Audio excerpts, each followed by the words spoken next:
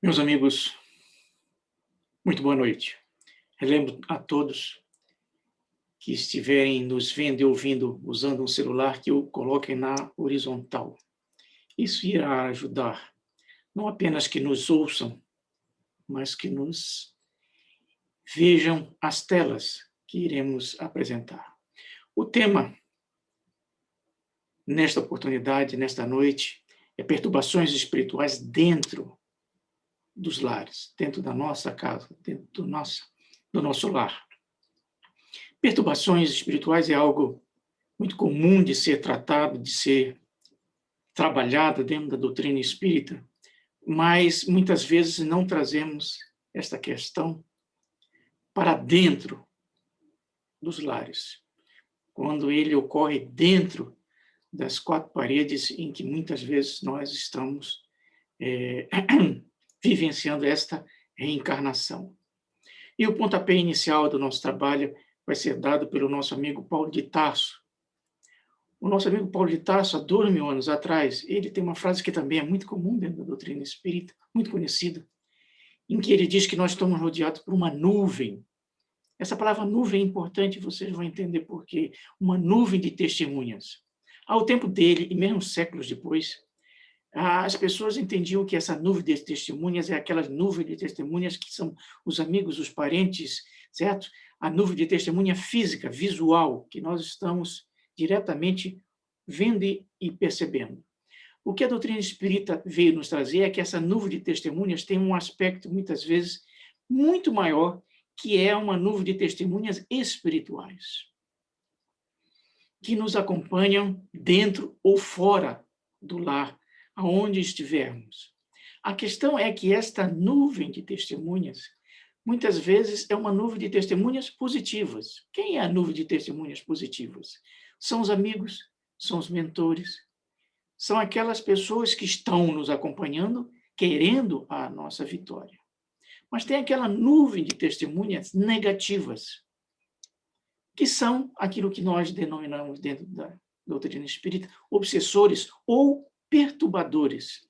Então, são essa nuvem de testemunhas que gera as perturbações espirituais dentro, muitas vezes, dos nossos lares. Porque essa nuvem, ela adentra, ela entra e, muitas vezes, permanece dentro das nossas casas, acarretando sérios problemas. Por que sérios problemas? Se vocês observarem atentamente a tela que estão vendo, vão observar que nós escrevemos 3 definições do que seja família ou lar em uma única palavra. São 3 definições feitas por 3 mentores, que é o nosso amigo Humberto de Campos, Joana de Ângeles e o Marco Prisco. O Humberto diz, muitas vezes, uma família, um lar, é uma trincheira. A Joana diz, é uma fornalha. O Marco diz, é uma caldeira. O que eles têm em comum? Os 3 em comum procuram destacar o quê?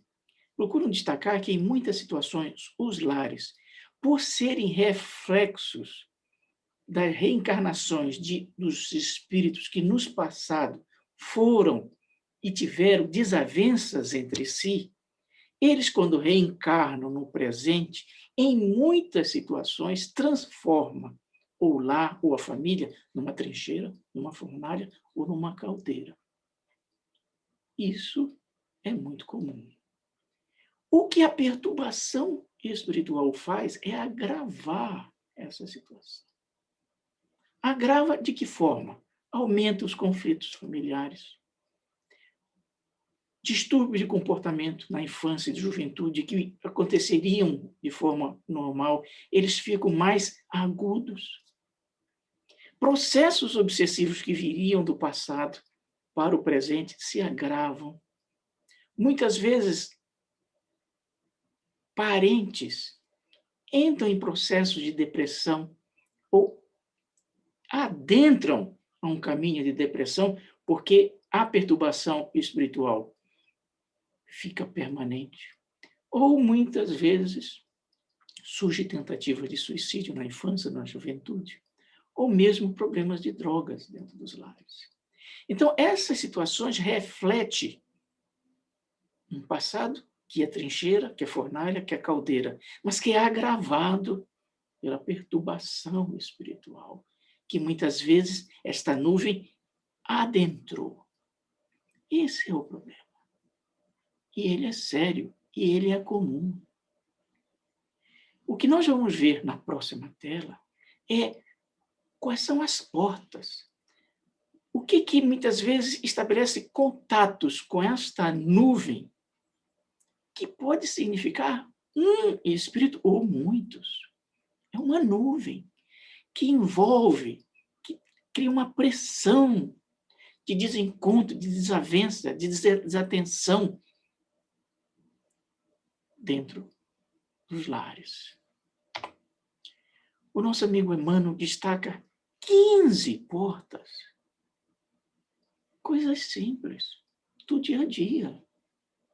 Falar aos gritos, brincadeiras de mau gosto, reclamações agressivas, pessimismos constantes, desvalorizar o outro, descortesias, isolamento sistemático, cada um no seu canto, comentários infelizes, respostas deprimentes, críticas ácidas, palavrões, ira, impaciência, coisas simples, é do dia a dia. O problema é que o outro pode não estar bem. O outro pode estar envolto numa nuvem de perturbação. Então, esta porta faz com que aquela situação que poderia ser trabalhada ou ser transitória, ela trava. Trava e, no tempo, leva ao quê? A uma desagregação, a uma revolta, a um desapontamento dentro da casa das pessoas. As pessoas se separam, se afastam, entram em processos, muitas vezes, de brigas internas, que é a revolta. Ou, se não tem a revolta, cai para o outro extremo, que é o desapontamento com o outro, com o pai, com o esposo, com o irmão. É a perturbação, é a nuvem atuando. E ela começou através desses pontos simples.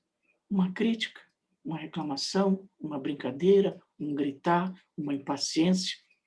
É uma bola que vai crescendo. Até que entra e chega a desagregação, a revolta, ao desapontamento. A questão é o que fazer.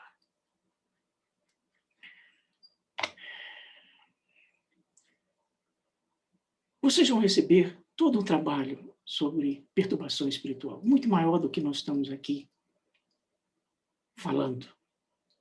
Nós estamos e veríamos destacar apenas 3 das grandes diretrizes de como domar, de como transformar essa nuvem negra, pesada, em algo mais leve, mais suave, mais transparente. O primeiro é orar.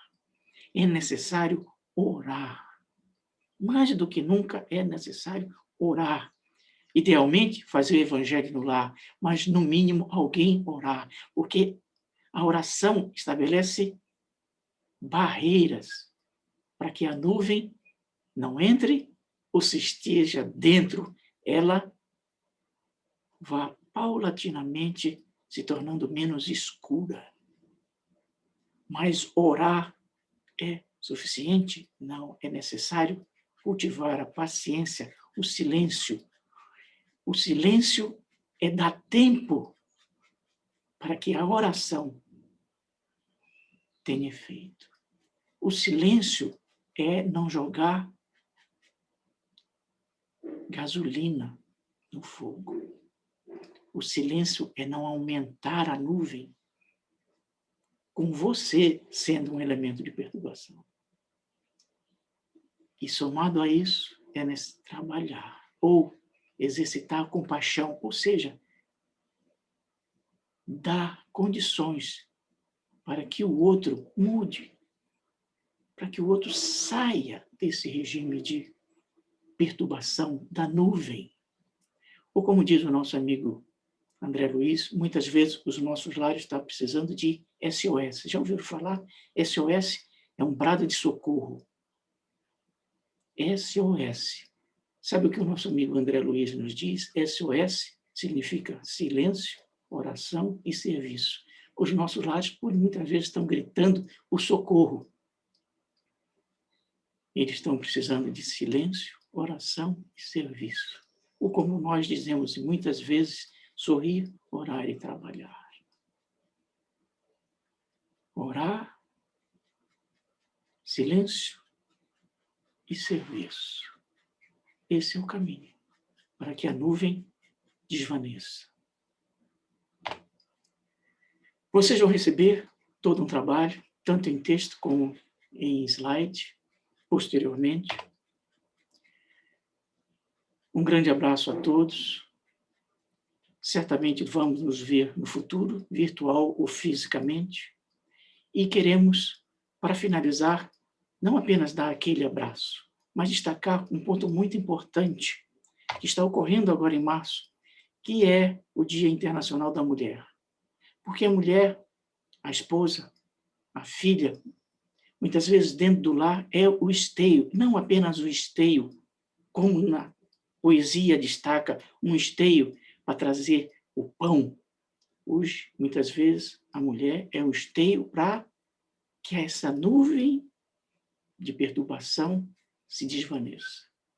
É um grande trabalho e que ninguém vê, que ninguém observa. Então, nossas homenagens a esta mulher ou a todas as mulheres que dentro dos lares são esteios, são guarda-chuvas para que as nuvens pesadas não enterrem, muitas vezes, os lares de cada um de nós. Um grande abraço a todos. Certamente, essas nuvens, elas estão por aí e nós precisamos e temos de superá-las. Um grande abraço a todos.